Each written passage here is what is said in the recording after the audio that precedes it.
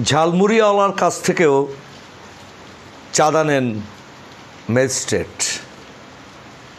একটি জাতীয় দৈনিকের আজকের খবর। সংবাদে প্রকাশ, কক্সবাজার এবং তার আশেপাশ থেকে প্রায় 1 থেকে 1.5 লক্ষ টাকা চাঁদা তোলা হয় জেলা প্রশাসনের নামে। আবার চাঁদার টাকা দিতে না চাইলে মাঝে মাঝে তাদেরকে আটকিয়ে রাখা হয়। ডিমওয়ালা, ঝালমুড়িওয়ালা, সামান্য বাদামওয়ালা, তাদের সকলেরই চাঁদা দিতে হয় জেলা প্রশাসনের নির্ধারিত 20 কর্মীদের কাছে। এ এক চরম দুঃসংবাদ।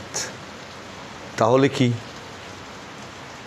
প্রশাসনের রন্দে রন্দে দুর্নীতি